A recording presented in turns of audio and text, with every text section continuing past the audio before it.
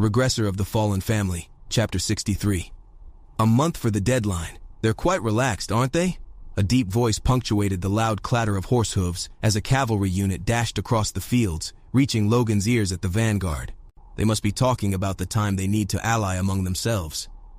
Even considering that, it seems a bit long, especially since Ferretta has had an unusually sparse response.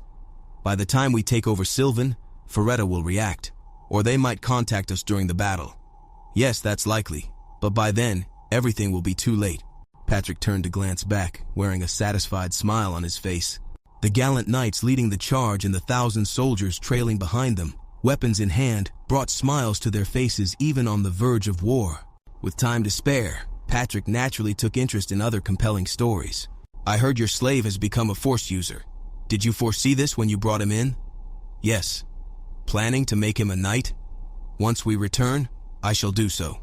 Heh, who knew you had such an eye for talent? Fortune was on my side. As Logan smiled and looked back, he saw Victor, still in a soldier's garb, riding at the front of the soldiers' line just behind the knights.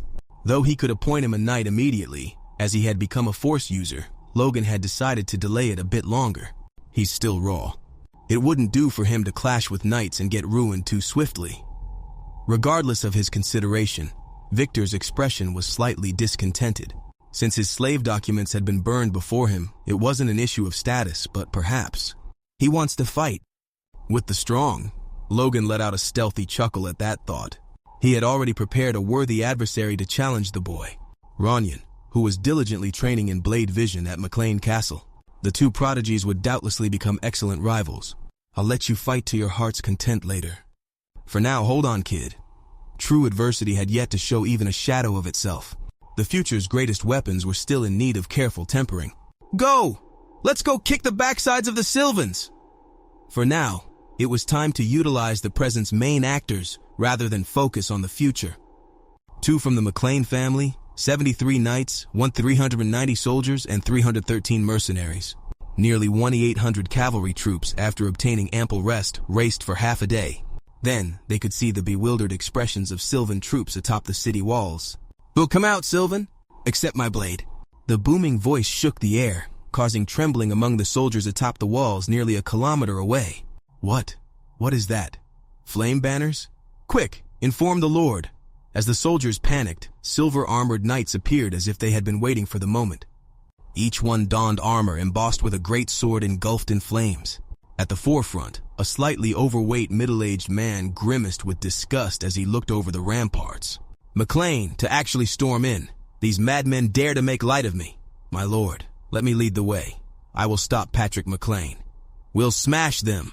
All 120 knights of Sylvan are ready. 2,512 soldiers are also ready, since they've been anticipating their hollow threats.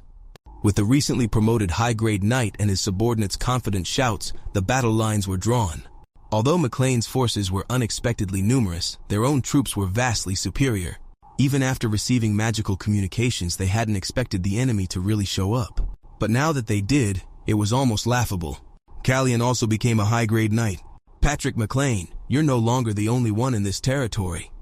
As Sylvan seethed with fury, he abruptly steeled his expression as if recalling something. What news from Ferretta? No response yet? Silent still. It seems they haven't settled internal agreements. My lord, even if Ferretta's reinforcements come, it will take half a day. We don't necessarily have to wait. No, that's not it. What if Ferretta attacks us from behind after we've crushed McLaine? Excuse me? Isn't it strange? McLaine rushing in right after a declaration of war sent out immediately after protests, and silent Ferretta. Callian, do you think that's normal? It wouldn't be, right? They've conspired together. The damn lot! Although there was no concrete evidence, Sylvan was convinced of his suspicion. Otherwise, the swift and absurd behavior of the two families was inexplicable. These wretches dare. Barely containing his anger, he clenched his fists violently. If you're scared, Sylvan, continue to cower like a frightened fox. I will personally behead you. Stung by the insulting shouts from outside the walls, Sylvan made his decision. Contact Bifrost. Tell them that after smashing McLaine, I will offer tribute worth half of its value. Sir? Do whatever to keep Ferretta, those dogs, from taking action. Understood. And gather the knights and soldiers. completely smash McLaine before those Ferretta dogs arrive. "Sire," grinding his teeth in rage, he muttered to himself. "How dare they stab me in the back? McLaine will be devoured first, then it's your turn, Max Ferretta." Sylvan's gaze was no longer on the enemies outside the walls, but on his rival to the south. "Wouldn't it be better to charge into the castle after the soldiers provide covering fire, with our knight's skills?" "No, not yet. If that Sylvan cheapskate runs away, we'd be in trouble. Wait. Father is right. If the knights jump over the walls and fight haphazardly, we'll damage the castle. They'll come out soon, thinking they have the upper hand." But still with no response. Sylvan cannot stand insults. Just wait a bit. How could the heir who spent his life in McLaine territory know about him? Heinkel swallowed back his words as he witnessed the enemy forces begin to move. Moments later, boom. As the castle gate opened, Sylvan forces began pouring out. Knights in armor engraved with the crossed greatsword of flame, numbering in the hundreds, cavalry numbering over 1,000, and a larger number of pikemen. Quite impressive forces, roughly 3,000, within the expected range.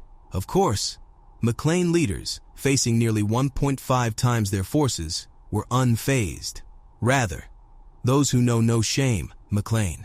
Advance. Charge!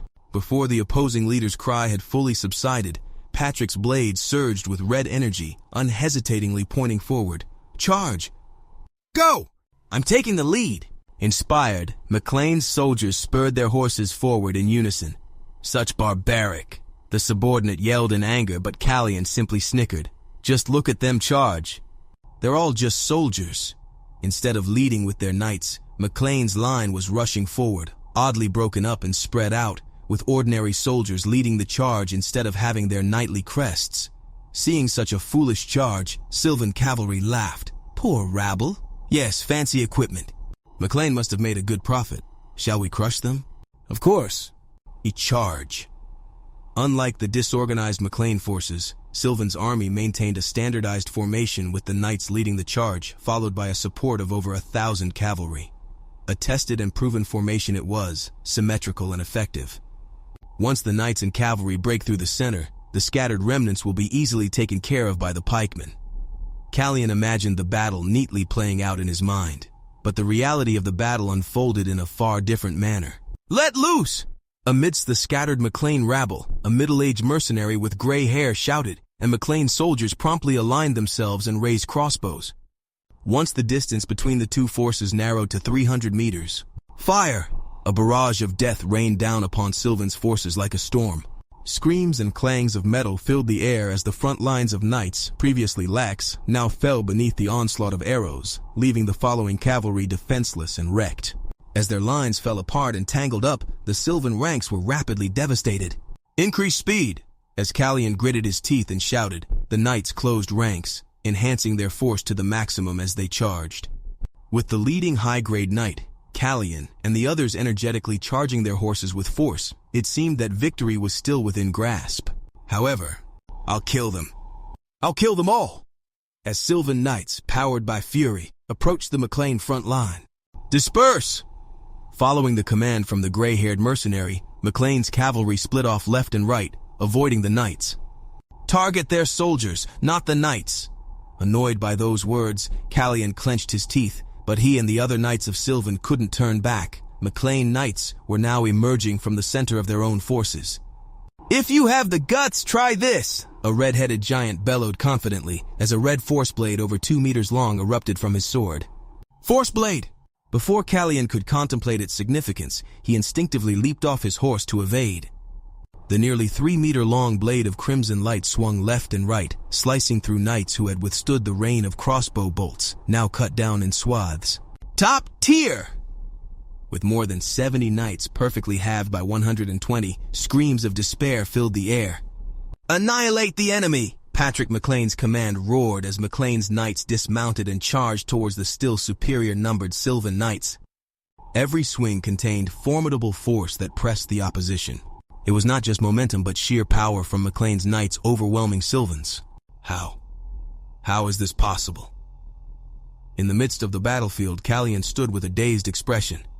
Henderson, a McLaine knight well known for his strength, reveled in the exhilaration of the battle, swinging his greatsword with gusto.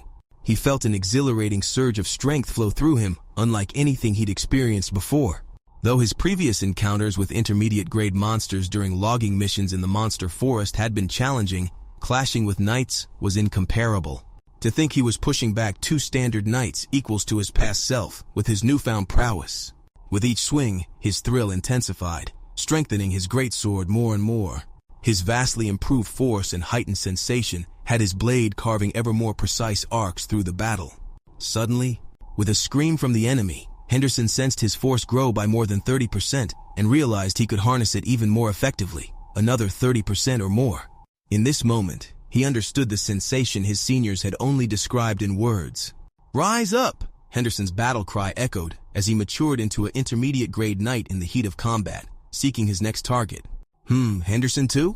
Watching his subordinates ascend to the next level mid-battle, Heinkel couldn't help but smile. The Lord's rigorous training was not in vain. The intense battle felt far from desperate. Sensing his assurance, a Sylvan knight ground his teeth and swung his sword at Heinkel. "Let's see how long you keep that smile." The movements of the surrounding knights were on a different level, clearly elite intermediate-grade knights circling Heinkel, but they were the ones being pushed back. A high-grade knight. These aren't anything like Callion's moves. Grinning at their despair, Heinkel simply smiled. Mid-tier knights are precious.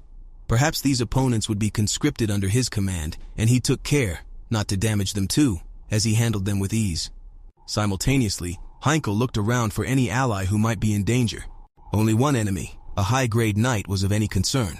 With his side's ultimate weapon rushing towards the castle, he was ready to intervene if necessary. However, Heinkel turned away with a laugh as he saw a head of red hair dart toward the enemy knight. There will be plenty of spoils once these lot are captured. Victory was theirs. A satisfied smile spread across Heinkel's face.